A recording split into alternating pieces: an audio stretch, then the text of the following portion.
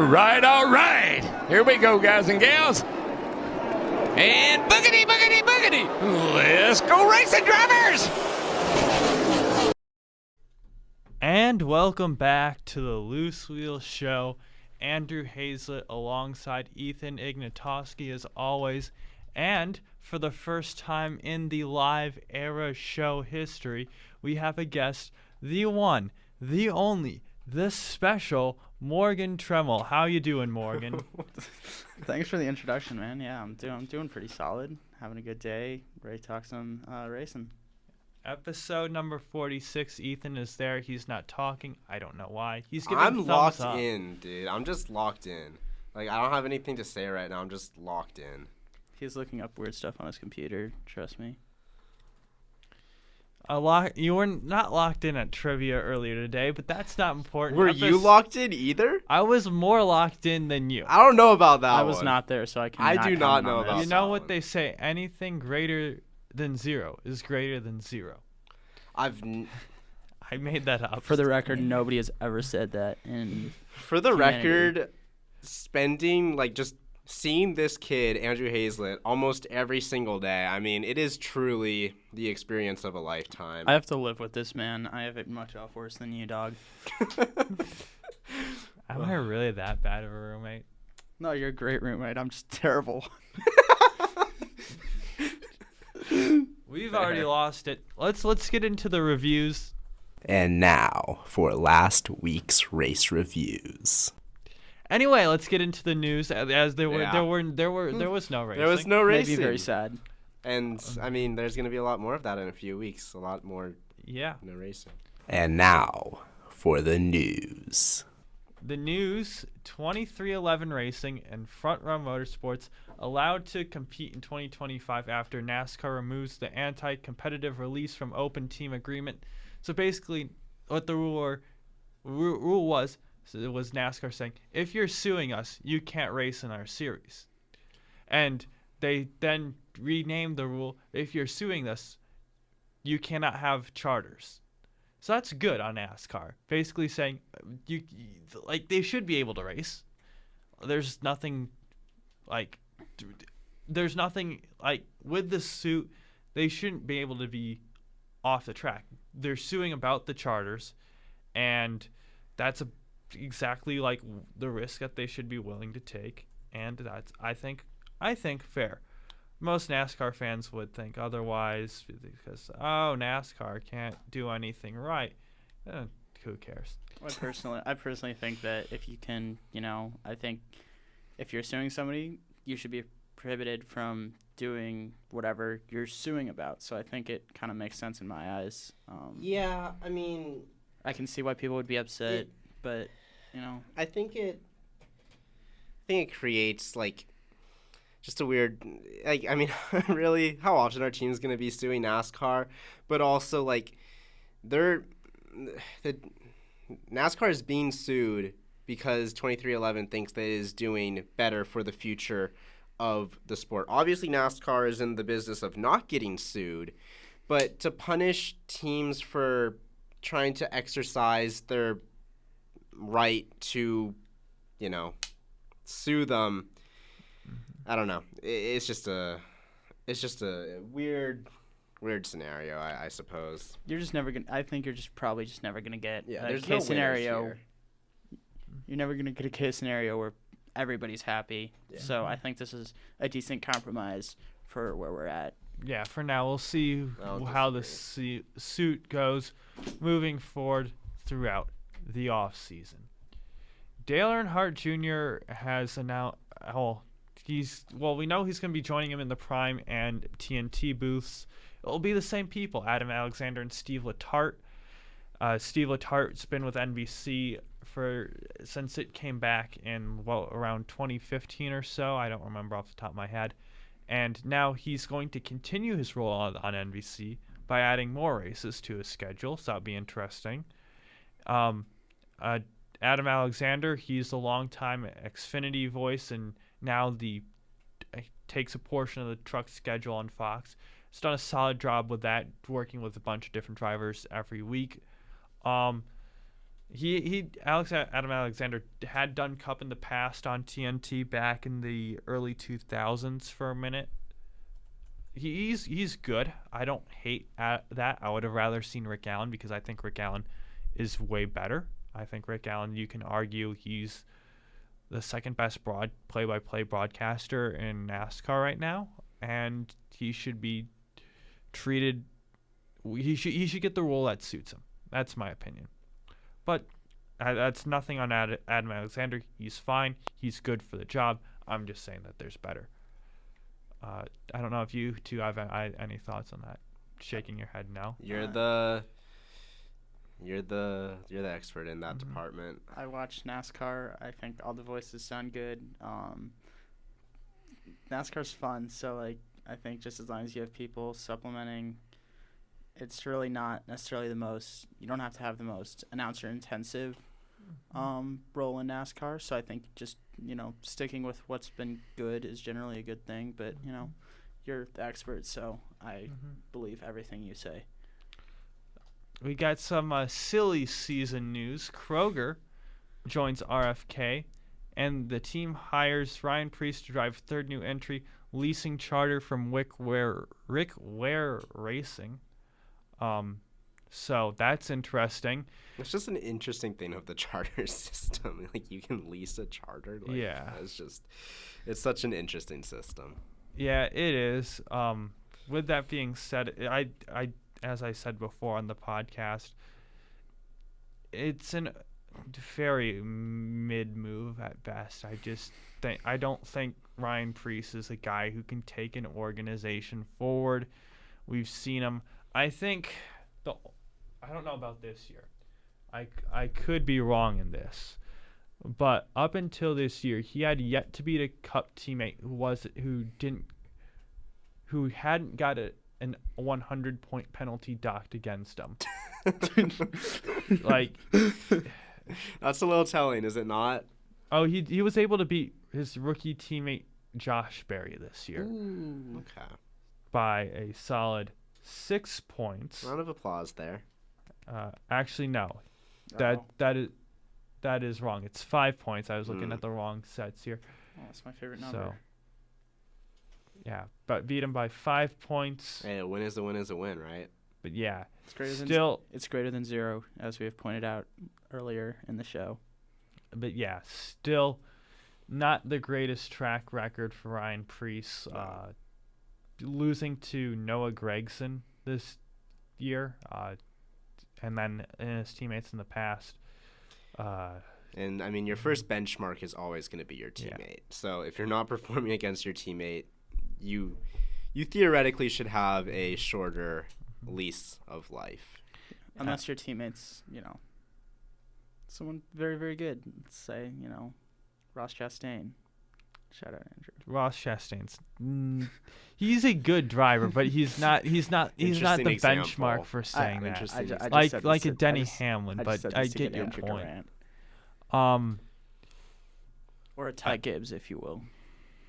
We forgot to say we're joined by the number one Ty Gibbs fan in the world. Yeah, I love Ty Gibbs. Can you just briefly, we have a schedule to keep, and if we don't keep to it, Andrew's head might explode. But can you just briefly explain why you're the number one Ty Gibbs fan in the world? So I am the number one Ty Gibbs fan because I currently have facial hair, but without facial hair, I actually look older than Ty Gibbs, which is an accomplishment I can say over very little people, and I find that very happy that I can say I look older than Ty Gibbs, even though he is older than me. And as a fellow babyface man, Ty Gibbs is an inspiration to us all, which is also why I'm also the world's number one Yuki Tsunoda fan. Yeah, Ty Gibbs is, 22? Looks 12. Young 20s? Yeah, he looks 12, if that even. Andrew just has his elbow on the table, face in hand, this. Oh, also this might be physically painful for him. Andrew, are you physically in pain right now? Also, actually, I'm mentally in pain. All the brain cells that were in my brain, because I'm lost some because I'm dealing with a minor cold right now. Aren't we all? what was there has gone. I can say that for sure. Also, to add on to it, I am a massive caffeine fiend, and driving a Monster Energy car really fuels that. So, like, solid. I mean, shout out. I'm a supporter of Ty Gibbs' racing career, but yeah, you're definitely number one fan. Anyway, back to the regularly scheduled programming. I saw some people hypothesizing. I can speak now. That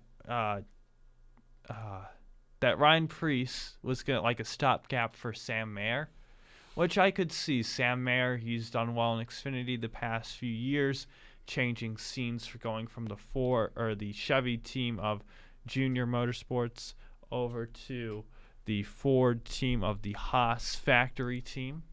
So we'll see how he goes. He's partnered with the GOAT Sheldon Creed.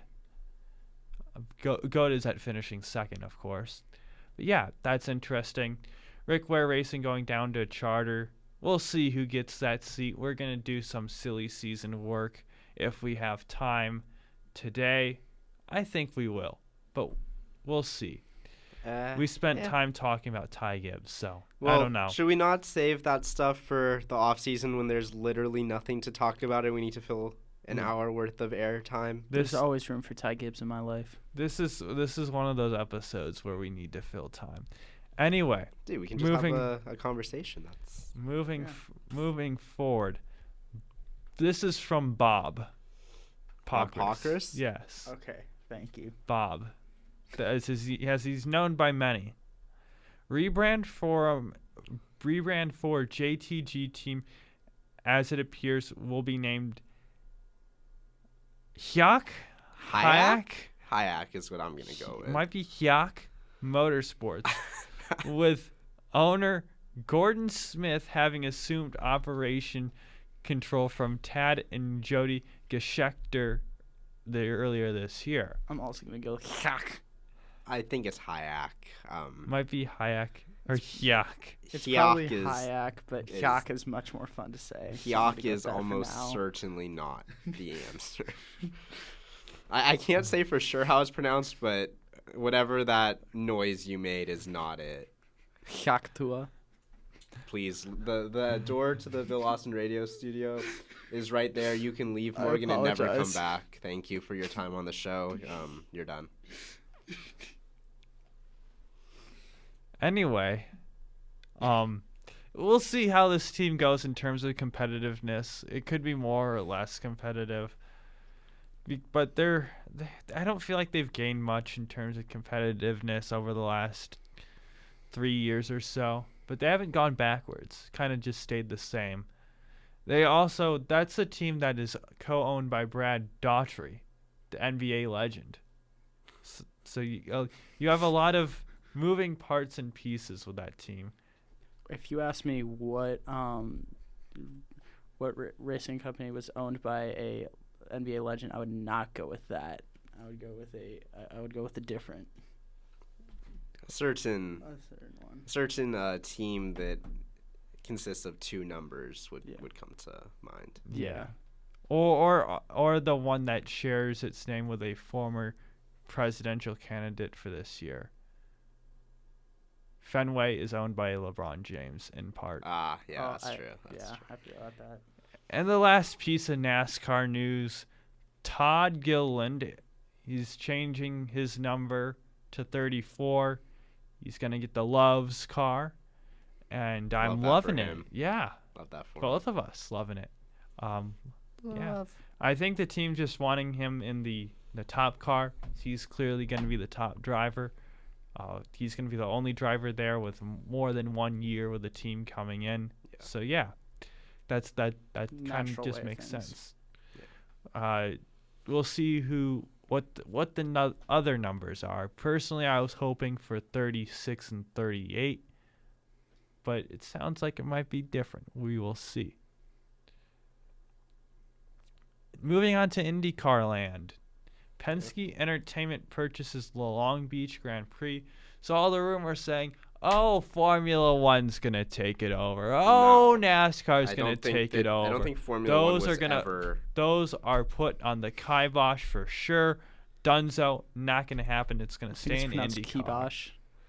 I don't think Formula One was ever actually like really realistically ever going to take over that race.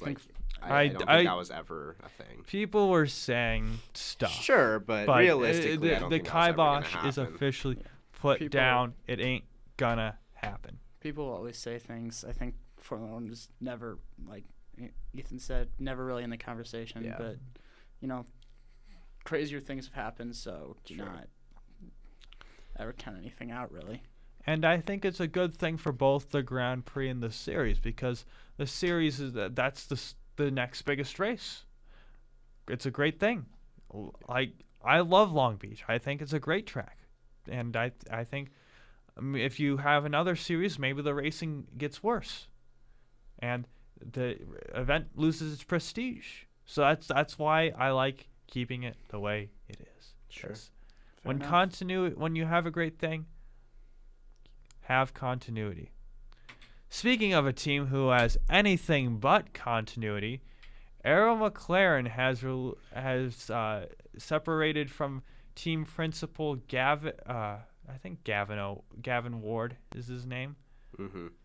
Yeah. So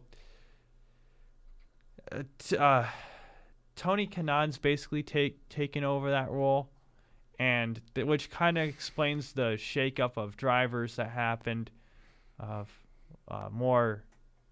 Kanaan's idea was Nolan Siegel, and originally Ward's idea was, I think, Malukas. I don't know. Maybe that explains kind of the fiasco, but will McLaren's... this just shows McLaren can't get anything going for themselves in the right direction. They keep making changes. Is this really what that means? I mean, I kind of don't think so, personally. Well, I'm looking forward. I just don't think McLaren can't keep themselves. They just can't keep changing the deck every. I wouldn't 2 say years. that prevents them from being competitive, though, or going the right way. They're consistently pretty high up. Here's the thing. In IndyCar, they have throughout recent time just shuffled drivers and all that, but now it's they have the driver lineup that they were striving for. They have the team leader in Pato. They have a young guy in Nolan Siegel. You got Lingard there as well, right? Right. That's 3 solid drivers that you can expect to be there. At least Pato and Nolan to be there for years to come. You could have said the same thing this point last year with when they had David Malukas and Alexander Rossi. Malukas, yes. Rossi, sure, but he still has plenty of racing left, but it's not like time is on his side in that category. Malukas, yes, but and they should have kept Malukas, but there were circumstances that led to them not keeping him. This lineup seems to be a lineup that they can carry on going forward. McLaren and IndyCar is a very good team, but it's not the best, right? Right. Making a move to a different team principal, trying to get to that next level after it hasn't worked out, that's just a normal move that an organization will make. I don't think this is a continuation of, McLaren's a circus changing everything. Like what they did with the drivers over recent years, as we've talked about, is honestly laughable. But they have landed in a good position, and them getting a new team principal I don't think is a bad thing in any way, shape, or form. I say it is because I go back to 2020 when McLaren took over that race team. They fired whoever was in that place. I don't remember. And then they brought in Taylor Kyle from Ganassi. They fired him to get Ward from Penske, and they fired him. This is a trend. This is not anything new. They just keep changing everything. They keep rolling out the dice. And I will say, over the last year, 2023, McLaren took a step backwards. But what did McLaren do this year? They took that step forwards right back up to where they were. So I think. But they don't. I think they don't want to stay stagnant. If they want to, if you took a step forward, and now I think you're on pace to say, hey, let's give this guy another year. We took a step forward with him. Let's take another step forward with him. That's where we're going. To kind of meet an I just feel that they're just throwing the dice, keep changing, trying to change their luck, and their luck's gonna be the same. If you're gonna throw the same amount of resources and just not give anyone the chance to stay, you're just gonna stay about where you are. Or if the competition can catch up to you, you're gonna be what Alpine is in F1. I don't think so. McLaren is a team who is looking to be the best, and that is frankly where they haven't been. And so I feel like what they're trying to do, and this could be seen as a misstep or a good step depending on where it ends up. And I agree, it is, throwing the dice, hoping it lands, but if you're looking to be a top team in IndyCar, you do have to roll the dice. And now that they've found good establishment of drivers, then where do you look for the next step? You look for, is there a better team principal that we can go get? Is there a better guy we can go I don't think approach? that they fire him, get rid of him, part ways with him, however they worded it, without knowing that they have someone in line who they trust to take them to that next step. They, like I said, they finally have the driver duo that they want to keep at least for a while. Why not match that with a team principal? Start something of a new era at McLaren. Like, you see what I mean there? I see what you mean, but don't you keep see having these new eras. I don't see the comparison to Alpine there, though, really. I feel like that's a... Oh, I'm saying it's a possible road that they can go down. For sure. For sure, but I don't think it's at that level yet. Like, they're still performing. If the guy that, or woman, that the McLaren hires... I think they've already announced that they're going to hire Tony Kanaan. Okay, well, then that makes sense. Tony Kanaan has been in the organization forever. He is very much so to blame for all the changes, but he's been in that organization. He knows what's going on. That's a logical person to run it. 2, Ethan. That's how many years he's been with this McLaren team. And he has had a big role for 2 years. For that's not 2 ever. The that's team's just been around for what, 4 or 5 years? Say, in their current iteration, So but they were there's still a lot of pieces from that Sam Schmidt Peterson but team. It is a different team. It's a team still trying to find its ground, and sometimes when you're trying to find your ground, you have to shake things up. Whether that end up being for the better or for the worse, only time will tell. Only time will tell. Because right now, they're not in the best shape, and so they're trying to shake things up and see, hey, we've got the drivers. We've already got that established. We've seen that these guys are great. So let's see, can we take this next step with appointing a new team principal? Hopefully that's true for them. If not, then yeah, mistake. But and then sure, you start to enter comparisons to Alpine at that point. But if they're replacing Ward with Tony Kanaan, who is kind of, and sure, he's only been there 2 years, but you can't deny that he's an anchor in that team. He's a big part of that team. He's not being hired to be fired anytime soon. Like, they're Zach Brown, whoever else has input within McLaren and IndyCar, Tony Kanaan's going to be kept around for at least a few years. Like, you would think, but who knows? It's McLaren. Unless it is an absolutely just drastic disappointment of a season next year, he'll be kept around. Like, you're not promoting Tony Kanaan, who that team almost surely views as extremely valuable. You're not promoting him to fire him. That's not what the situation would be. Like, if it was someone else from outside, maybe, but I didn't realize that they had hired Tony Kanaan to fill that role. I don't know if they have yet, but that's what it seems like they're going to do. Especially when you're promoting somebody within an organization and firing somebody out of that organization, letting them go parting ways, whatever wording they used. That's basically saying we're having faith in you because we're parting ways with somebody already in our organization, and we're not going out to grab somebody else who some may argue is of higher value.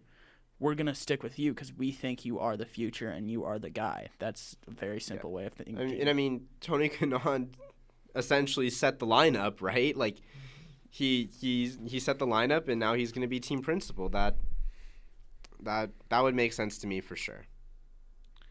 If it's any other team, like, I agree with what you're saying, but it's McLaren.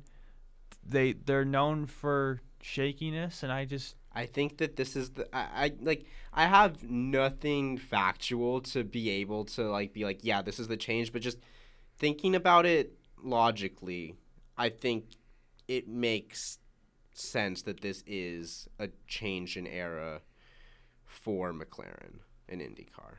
Yeah. Well, we'll see how they do this season. Mm-hmm. Yeah, we said, only time will tell. Mm-hmm. Yeah. Moving over to F1 news, Ethan. Yeah, I want to talk about one last thing in IndyCar today. The testing that we had today at Thermal Club. 6 different drivers completed in the private test today. The headliner of that would be Logan Sargent, former Williams driver in Formula One. He was with Myers-Shank today. He set the unofficial fastest time. I believe that was beat at some point. I do not know by who. No, maybe. I have it here that it was. Is that the one you sent us earlier? No. Okay, no. So you might be right then. That he, by the time he had completed 59 laps of the day, his time was the unofficial fastest time. Just really quickly, I don't think that Logan, what is Logan Sargent's outlook realistically over the next few years as a racing driver? Because I've said it before, I'll say it again, there is talent there. Logan Sargent was so close to winning the Formula 3 championship. If he doesn't get punted off the track in Mugello, he is the Formula 3 champion. And it wasn't like he was going up against people that we don't think highly of. He was in a championship battle with Teo Porcher and Oscar Piastri, and he almost came away with that Formula 3 championship. Junior categories don't matter anymore, and he was with Prema, blah, blah, blah, but still, incredibly impressive. And then the next year, back in Formula 3 with Charouz, he's winning races. He's on podiums in a Charouz. I don't want to hear it's a spec series stuff, because if there's Prema dominance, then there's the lower teams being bad, which is very much the case. And he was able to lift up that team to places where it quite frankly didn't belong. Then he went to F2, and it wasn't even that it was a hard transition, it just wasn't the best. He still had a good rookie season in F2, finishing 4th in that first year, but he was also promoted too quickly. Two things can be true at once. He needed another year in F2, and I think that kind of set him up for failure in his Formula One stint. He never had the confidence. He never had the confidence. He was never able to build the confidence. And it just never went anywhere. But somewhere in there is a really good racing driver. You don't do the things he did without having some level of wheel talent. And even with this test with Myers-Shank at Thermal leading the field, there's not exactly an obvious door for him in IndyCar, is there? No. I mean, Andrew, you know more about the details of the IndyCar silly seasons than I do. Could you see him landing a seat? Not for 2025, that door is almost certainly closed, but for 2026, could you see him landing a seat? Oh, absolutely. IndyCar silly season, some of the most random things could happen. If you'd have told me at the beginning of this year that Linus Lundqvist in his first season for Chip Ganassi Racing, basically his rookie year. He's going to go out, get multiple podiums, and going to be axed from Ganassi. I said you're crazy. And the fact that he might not have a ride for next year. Well, that's what I'm saying. Wouldn't crazy. A guy like Linus Lundqvist be ahead of Logan Sargent in the, I guess, depth chart of free agents? I have no clue. I thought Devlin DeFrancesco's racing career, it was going to be over. I thought in IndyCar, and it sounds like he's coming back this year. It's just so random. We saw Pietro Fittipaldi. He came back this year. Yeah. It's like there's a lot of things that just randomly happens. Like, oh, I didn't see that coming. I didn't see that coming until it was happening. Logan Sargent, to me, doesn't seem to be part of the group of former F1 drivers that I like to call WEC merchants, who just go to WEC and spend however many years just racing in WEC, and you see him pop up, and you're like, huh, you're there. Logan Sargent, 2029 Le Mans champion. Yeah, stuff like that. I feel like he has a place somewhere in IndyCar. It's not an obvious place. Yeah, I think it'll start off with somebody who's desperate. It could come up after a surprise departure, something like that, in a lower level team. Yeah, that's where I think he'll end up probably. I was talking to Andrew about this. I honestly don't remember if we talked about it on air or off air, about how it would be in Logan's best interest to stick around the IndyCar paddock in some way. But as Andrew said at that time, there's not really test and reserve drivers in IndyCar.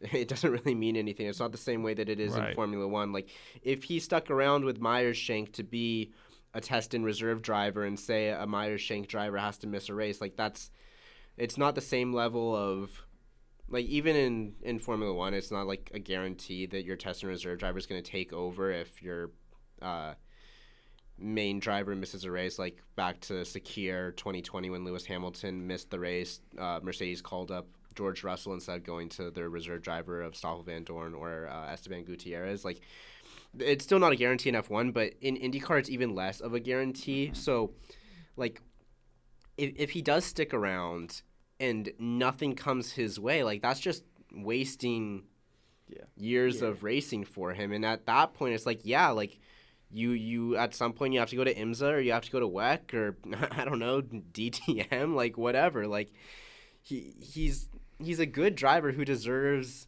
a seat somewhere, and you see all these other Formula One drivers come over, and even guys who, like, I don't know, like, there's guys on the IndyCar grid who I look at.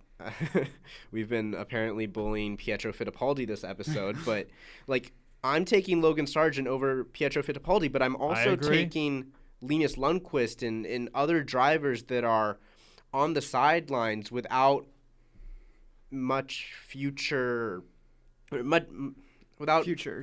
hopes. Like, there's such a Teo Pourchaire. Like, there's a pool of just so many drivers that could go to Rocket Renus. They could go Roman Grosjean. They could go to IndyCar, but it's not like. And the longer Logan Sargent is out of a single-seater seat, the less likely it becomes for him to get back into that. And if he does get back in, to succeed.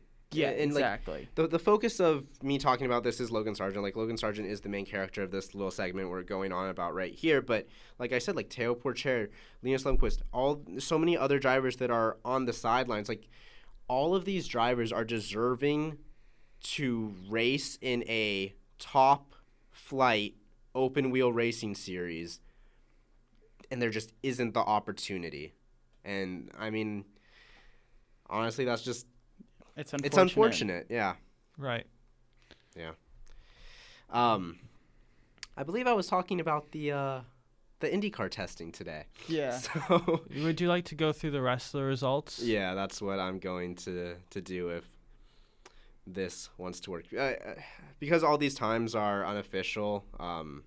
Just take it with a grain of salt. Yeah, but And Enzo Fittipaldi. They're basically official. But yeah, Enzo Fittipaldi was also on track. Brother of Pietro Fittipaldi, he was with Aaron McLaren today. Hunter McElra. McElray. Whatever, dude. My apologies. I don't know how to speak English sometimes. At least He was. Come on, man. That's an English name. At least when I stumble, it's some Italian name that I don't know how to pronounce. He stepped. I always nail the Italian Italians are very pronunciation. easy to pronounce. You just have to act like you just have to put your hand out. I'm and not Tommy pretend DeVito, you're in but Italy. anyway. I'm not Italian either. He was in the Ed Carpenter. Toby Sowery was with Dale Coyne. Felipe Nasser was with Penske today, and Nasser was the man who set the second fastest time behind Sargent, and then Fittipaldi was third. Louis Foster, reigning Indy Lights, whatever you want to call it, champion. He's the only driver who was out on track today that has a confirmed seat for next year with Ray Hall, Letterman, Lanigan. That's that. I mean, yeah, all these drivers are rookies, so all these teams are using them to get an extra test at Thermal Club just to get valuable lap data. Yeah, and I mean it's valuable. With solid drivers. It's valuable for the teams. It's valuable for the drivers. It's valuable for everybody. Win-win for them, and then separate, but also I want to mention it. Scott Dixon, Yuki Tsunoda, and Max Verstappen, and I believe someone else. I think Colin Brown was there. Yeah. He has, and I think Liam was Liam there. also there? Liam was there. and I can Sergio confirm. They were all there. They were all Okay. there. I can confirm. The I was whole scouring Red Bull's post. The whole Red Bull gang was there. Yuki Tsunoda hopped into an Indy car. Max Verstappen hopped into a hypercar. Just cool stuff that you see on an off day in the motorsports world, I suppose. It was very fun watching Yuki in an Indy car. That was very fun. Do we know anything about how his running went? It went pretty decent, actually. Well, they were just shooting a commercial, right? Yeah, it wasn't they were running on the Las Vegas road course at the Oval. So it wasn't anything I wouldn't be looking too deep into. Yeah, but I mean, was he like, yeah, good time? Yeah. Okay. Yeah, good time. Good for him then. Yeah. Now we can get into the hard news. The scheduled F1 news. So, the Liberty Media CEO, Greg Maffei, I believe is how you pronounce his name. He's no longer the CEO. He stepped down last Wednesday. As me and Andrew like to basically joke, like all the news happens either Tuesday night or Wednesday after we record on Tuesdays. That's just the way it goes. So, Greg Maffei stepped down as the CEO of Liberty Media. Liberty Media, of course, owns Formula One.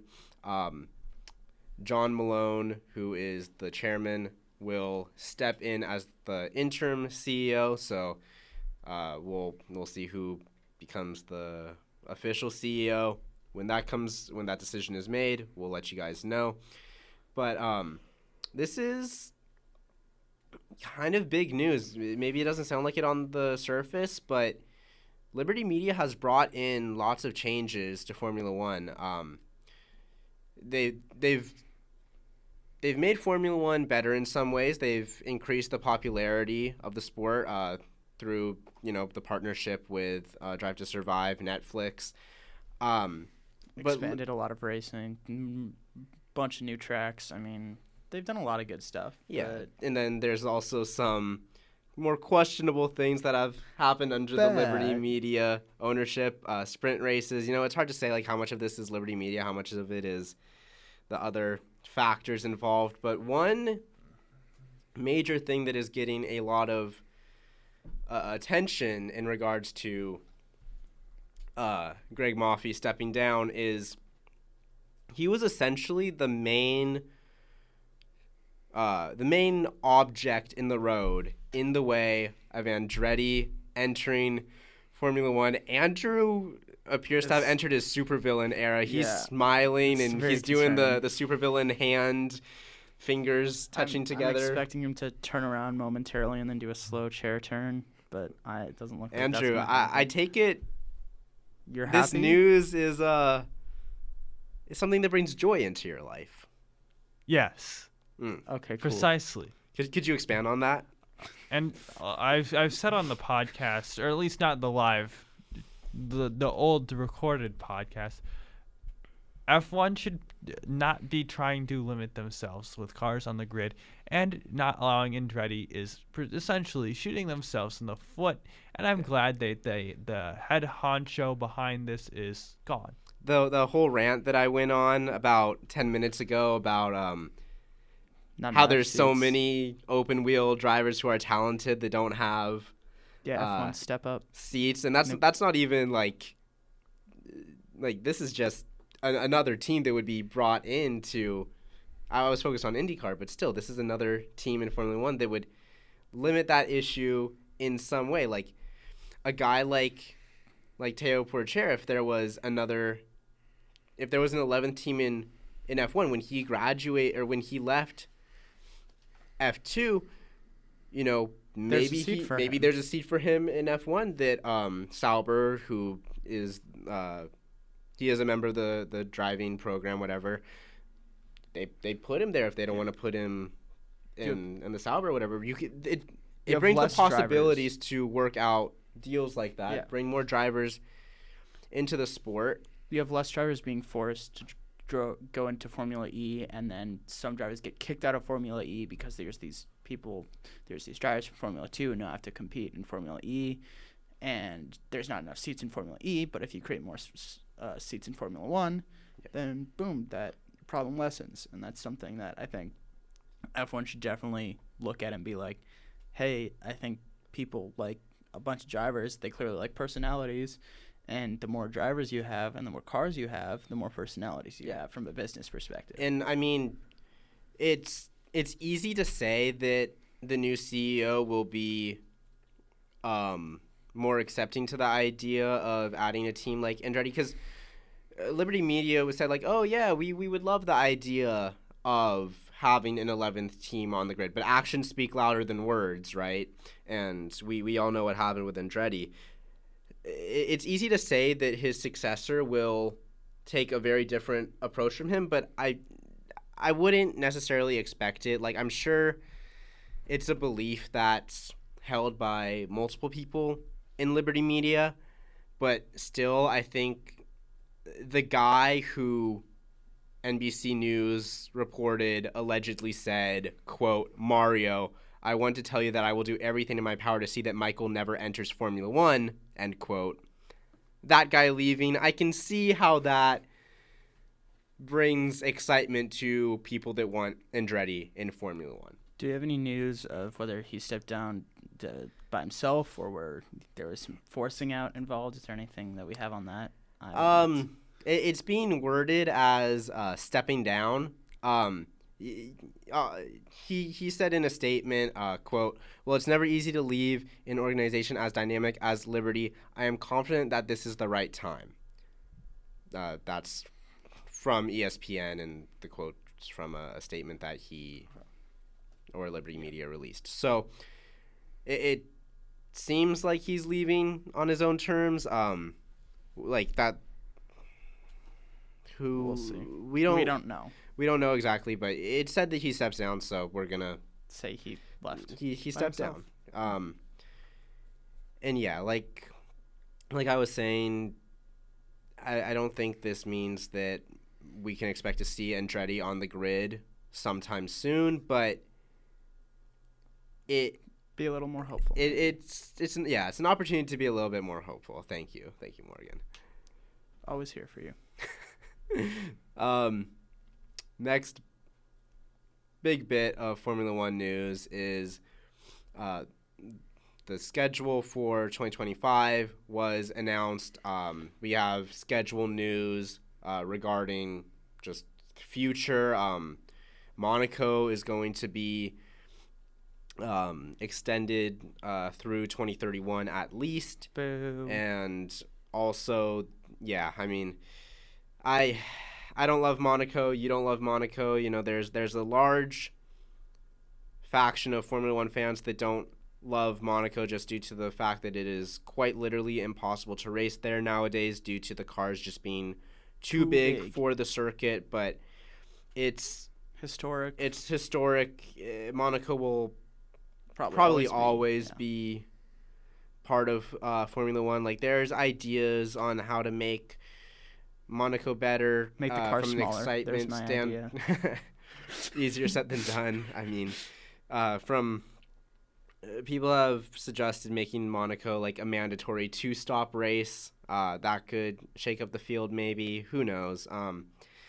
But Monaco will also, from 2026 onward, be moved to a different date to avoid clashing with the Indy 500 and the Coke 600 is, I mean, they're all at different times in the day, but still on the same. Still on the same day, avoiding that clashing with the Coke 600 and one of the crown jewels of motorsports, the Indy 500.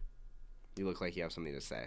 I don't like the change, because I like the tradition of breakfast in Monaco, lunch in Indy, dinner in Charlotte. That's how I think it should be. I like it. I can see why they want to change, make it more accessible to Formula One drivers to drive the Indy 500, which is good in theory. But I know Max Verstappen, Daniel Ricciardo, even though he's not an F1, most 9 out of 10 of these guys are too scared. Honestly, to run the Indy I don't 500. think it's about. I think Daniel would run the Indy Daniel 500. totally would. Daniel's crazy. I don't know. Daniel said he's too scared to do ovals. I think That's what he said. I think I would say, if I'm just as somebody who's gone into the more business side of this than a lot of people, they say it's to avoid conflict, to allow drivers to do that. I think it's because they don't want any sort of conflicting time. They want a whole day I to agree themselves. with that. I think they want a whole day to their crown jewel. I think F1, because I mean, I said Indy 500, one of the crown jewels of motorsports. Monaco technically is as well, and for Formula One, it makes sense for them to want to have Monaco be its own spectacle, that weekend to be its own spectacle. So I mean, yeah, I honestly understand it. I see why you don't like it, Andrew. I don't have a strong opinion about it personally, and I understand why F1 likes it. One of the other big changes is Canada is getting moved up to May to make essentially the European leg of the calendar truly the European leg of the calendar. You would say that it was the European leg of the calendar, but then you would randomly go to Canada. Not the most logical, I suppose you could say. Yeah. So Canada will take place after Miami now. We'll see how it affects the racing, because moving it up to May in Montreal, you'd have to think higher chance of rain, higher chance of just chaos. So we'll see how that affects. Will it become the new Brazil is the question. I don't know. I mean, I'm not too worried. I guess now I am actually in this era of Formula One where the cars don't even race in the rain. I was going to say that I'm not too worried, because Canada's a track that almost always produces good racing. So I'm not too worried, but now if it's just getting rained out all the time, that would not be ideal. But yeah, some other just quick notes on the schedule for 2025. Australia is going to open the season. China would be second. Japan third. I'm just going to read it, honestly.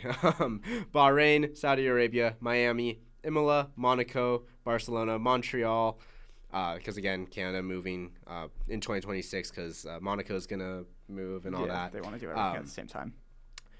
Austria, Silverstone, Spa, Budapest, Zandvoort, Monza, Baku, Singapore, Coda, Mexico City, Sao Paulo, Las Vegas, Qatar, and Abu Dhabi. And then penultimate piece of Formula One news, Carlos Sainz will drive for Williams in the season testing. They're getting him immediately into that car after the season is over. Makes sense. Gets him integrated with the team as soon as possible. On the flip side of that, though, Lewis Hamilton is reportedly unlikely to run in the postseason test for Ferrari, so we'll see when exactly he enters that team. I don't have it pulled up in front of me, but I believe Fred Vasseur said something along the lines of, he'll get integrated. There shouldn't be like some big obstacle that stops him from getting integrated into the team quickly, but obviously it's not going to be as fast as Sainz since he won't be running in that. I realized I skipped over something. Andrew, you added that onto the news sheet that Las Vegas will most likely never host a sprint race. I mean, makes sense. It's not. It takes place on city streets. Yeah, it takes place on the strip. Like that's not, it's not ergonomical. The race is already short as it is. That's one of the big reasons. Yeah. That too. Yeah. I have a quote in front of me from Emily Prazer, who is the Las Vegas Grand Prix chief commercial officer, who says, quote, "The race in itself essentially feels like a sprint race. With last year's inaugural event clocking it at under 90 minutes despite multiple safety car." This article is very weirdly written. I don't know if that's part of the quote or not. "We did look at a sprint," she said, "but if you think about the speed you're going from a safety standpoint, how fast is that to how quick the track is, there wouldn't be too much difference between an actual race and a sprint." F1i.com. Shout out. Moving on. I don't even want to read the rest of that. But thank you for the information. Last bit of Formula One news is Charles Leclerc brother, Arthur Leclerc, will take over. Not take over. He will be one of the. He will be on the team of drivers that we essentially call the third driver, alongside Antonio Giovinazzi, test and reserve driver, whatever you want to call it. I don't want to say it, but Nepo hire? I don't know. Like, we'll see. Yes. Arthur Leclerc, he's not Charles. That's all I'll say about that. We'll see, but yes. We saw a lot of rumors about Zhou Guanyu potentially being a reserve driver, test driver, whatever you want to call it, for Ferrari going forward. And it made sense from a surgeon perspective, capturing that market in China. But those rumors have essentially been put to rest. So it doesn't appear that he will be with Ferrari going forward. He does have a relationship with Ferrari in the past, but he used to be a part of their young drivers program. But doesn't appear to be attending. Going or being reignited, I should say. As we've been talking, Las Vegas this upcoming weekend. Preview. And now for next week's race previews. Yeah, It's been a while. I mean, at this time last year when we were previewing Las Vegas for the first time, we basically said, yeah, this race is probably going to be bad. We were wrong. We were wrong. We got me to watch F1. It'll be my 1-year anniversary. Yeah. Hey, and you're on the show for the preview episode of Las Vegas. How cool is that? Great?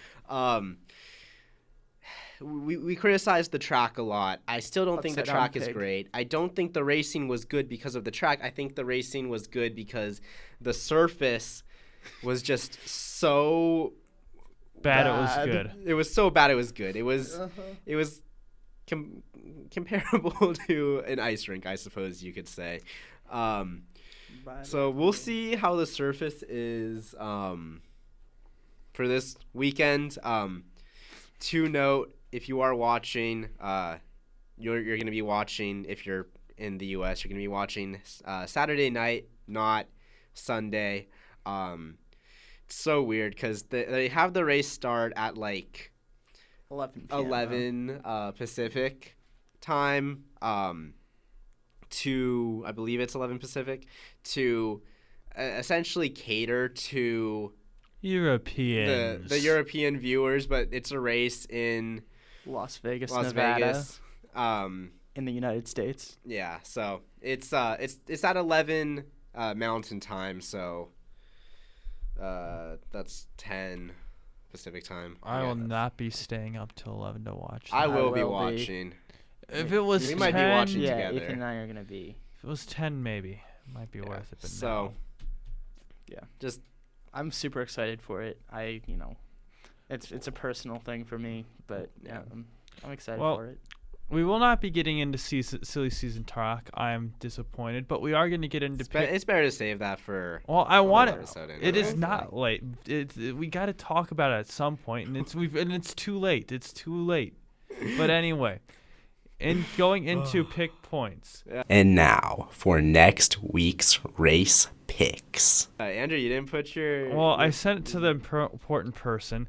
I am Shout picking Max Verstappen, Charles Leclerc, Lando Norris. Yeah, That's my order. I'm picking the same guys, Max Verstappen, and then different order for the last two, Lando Norris and Charles Leclerc. Morgan, what's your podium? I'm picking also Max Verstappen to win, I think, and I think this will seal his championship victory.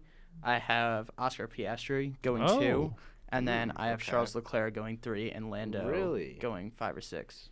Okay. Is he going to Any do reasoning for that? the funny again?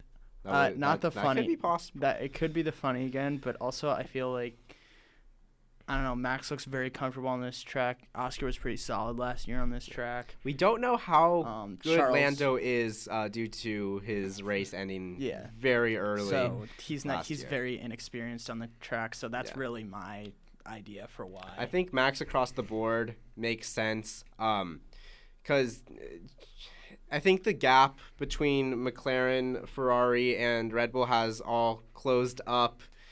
And it's a shorter track. I don't think the car matters as much, you know? Morgan, where can the people find you on in this great wide world? Plug yourself. You can find me on Morgan Tremmel on Twitter and Morgo_Trems7 on Instagram.